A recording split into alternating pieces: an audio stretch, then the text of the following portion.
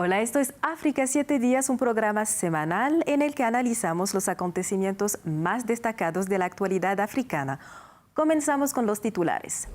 Hace ya un mes que ocurrió el golpe de Estado que cambió el panorama político en Gabón, destituyendo al presidente Ali Bongo Ondimba y poniendo fin a un reinado familiar que se había extendido por más de 50 años. Analizamos la situación actual en el país. Níger también fue testigo de un giro de acontecimientos con un golpe de Estado, episodio que terminó por llevar a la retirada del embajador francés y las fuerzas militares francesas de este país del Sahel. Repasamos los hechos tras 2 meses de tensión entre Niamey y París. Y después de 2 años de las manifestaciones prodemocráticas en la última monarquía absoluta de África, Eswatini, los habitantes del país fueron llamados a las urnas para renovar su parlamento, mientras la oposición sigue comprometida en su lucha por un cambio de sistema político. Un mes ha transcurrido en Gabón desde que el expresidente Ali Bongo Ondimba fue derrocado y el poder fue asumido por los militares, quienes establecieron un comité para la transición y el restablecimiento de las instituciones, el CETRI. Desde entonces, detenciones de altos representantes del antiguo gobierno fueron llevadas a cabo. La ex primera dama Sylvia Bongo compareció ante un juez enfrentando acusaciones que incluyen blanqueo de dinero y robo de bienes. Por su parte, el hijo de la expareja presidencial, Noureddine Bongo Valentin, fue ingresado en prisión preventiva. Para tener una perspectiva más detallada sobre la situación actual en el país y los sentimientos de los gaboneses, hemos conversado con Boursier Chibinda, periodista independiente con base en la capital Libreville. Petit matin du 30 août, on découvre la télévision. En la madrugada del 30 de agosto, el país fue testigo a través de la televisión de un cambio en el poder. Los militares tomaron el control después de anular un controvertido voto presidencial y crearon lo que llamaron el Comité para la Transición y el Restablecimiento de las Instituciones, el CETRI. La transition et la restauration des institutions. Un mes después de estos acontecimientos, los gaboneses siguen experimentando una sensación de libertad. Participan activamente en la revisión de todas las medidas implementadas por el CETRI y sus decisiones son, en su mayoría, bien recibidas. Especialmente las medidas que fortalecen el control estatal sobre ciertos gastos presupuestarios y las acciones legales contra exfuncionarios gubernamentales que tuvieron acceso a fondos públicos. Algunos de ellos ya enfrentan órdenes de detención en la prisión central. De hecho, la mayoría de la población de Gabón celebra estos acontecimientos como la liberación del país de un sistema que había perdurado durante más de medio siglo. Sin embargo, uno de los comentarios recurrentes sobre el general Brice Clotaire Oligui, el líder del golpe, ha sido su afiliación al antiguo régimen. La expresión revolución de palacio fue utilizada para describir sus acciones, sugiriendo que el poder permanece en manos de las mismas personas. Hoy la Junta está en la búsqueda de un equilibrio entre su pertenencia al régimen anterior y las expectativas de la mayoría de los gaboneses que anhelan un verdadero cambio de su sistema. La búsqueda de un equilibrio entre la manera de erradicar el antiguo sistema y la respuesta a las expectativas del pueblo gabonés se refleja en la mayoría de las decisiones adoptadas por el presidente del CETRI, el general Brice Clotaire Oligui. El general juró su cargo ante el pueblo de Gabón en el pasado mes de septiembre y desde entonces se ha elaborado una carta de transición que establece cómo se organizará el Estado durante este periodo de transición, aunque oficialmente aún no se ha definido la duración de este periodo. En esta carta y en las acciones emprendidas por el CETRI se observó una voluntad no solo de rendir cuentas a la población sobre lo que se está llevando a cabo, sino también de involucrar a la sociedad. Esta semana, el nuevo primer ministro anunció la posibilidad de celebrar consultas nacionales, ofreciendo a todos los sectores de la población la oportunidad de expresar sus opiniones y, por supuesto, de ver satisfechas sus aspiraciones más profundas. Pasamos a otro derrocamiento de gobierno, el que aconteció en Níger el 26 de julio pasado.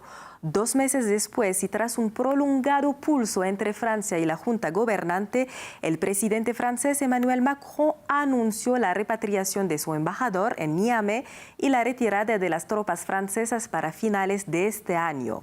Esta retirada afectará a las 1.500 tropas que estaban desplegadas en Níger, país que antes del golpe era uno de los últimos aliados de París en la región del Sahel. 26 de julio de 2023. La televisión de Níger transmite esta escena. Hombres uniformados anuncian que un golpe de Estado acaba de ocurrir. Todas las instituciones de la Séptima República han sido suspendidas. Las fuerzas de defensa y seguridad están gestionando la situación y se hace un llamado a todos los socios extranjeros a no intervenir. En las calles, la tensión va en aumento y la embajada de Francia es objeto de ataques.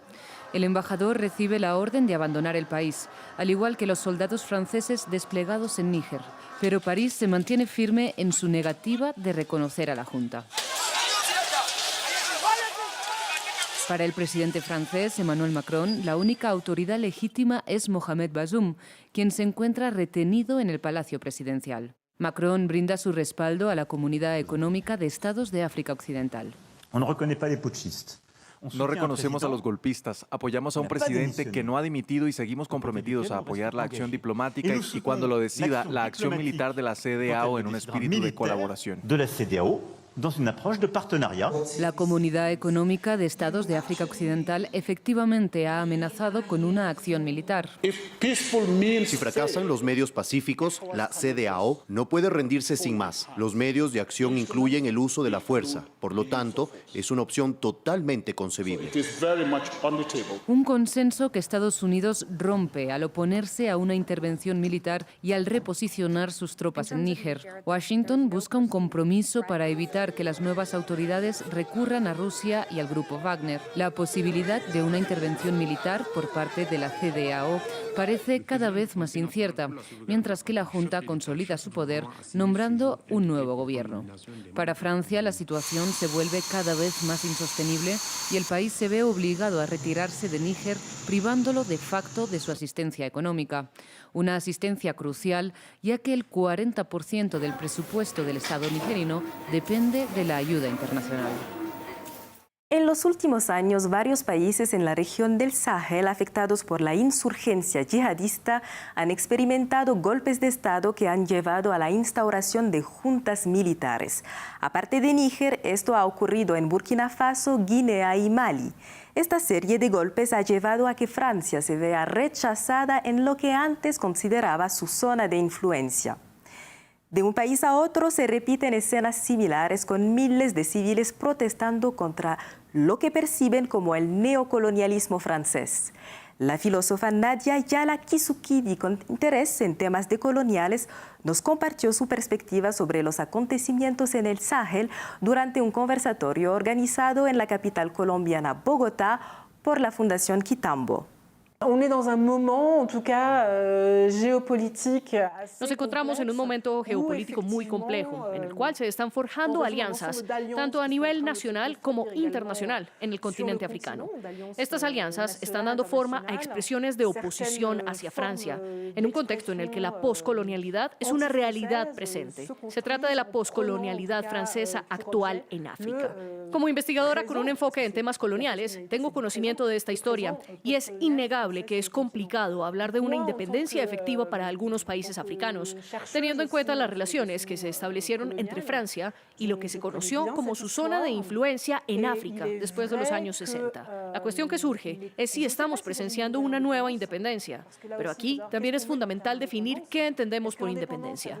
¿Significa simplemente liberarse de la tutela francesa, que percibimos como neoimperialista, o implica también afirmar la soberanía, es decir, rechazar cualquier forma de tutela neoimperial?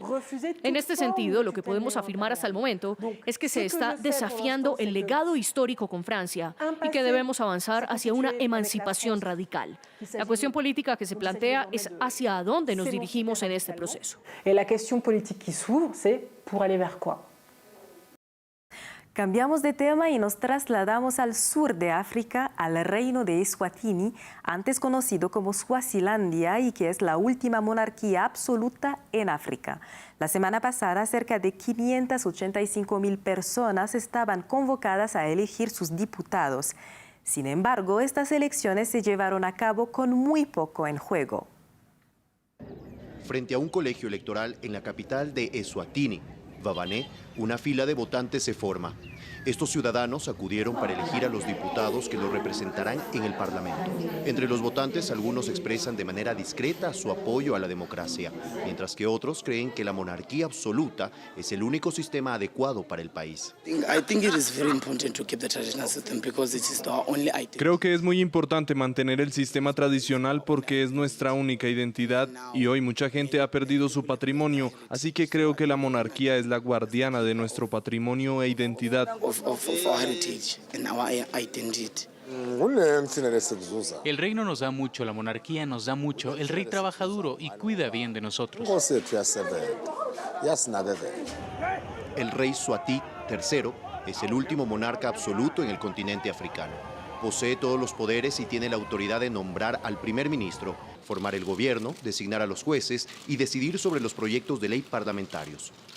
Desde la violenta represión de las manifestaciones prodemocráticas ocurridas hace 2 años, la frágil oposición política ha sido silenciada, pero algunas voces disidentes persisten y continúan expresándose.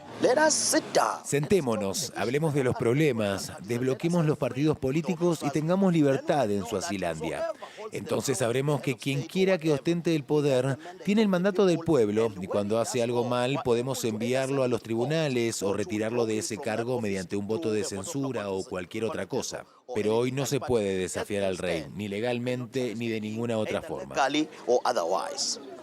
La fortuna personal del rey asciende a al menos $200 millones según Forbes, mientras casi 2/3 de la población viven por debajo del umbral de pobreza y aproximadamente la mitad de los jóvenes se encuentra sin empleo.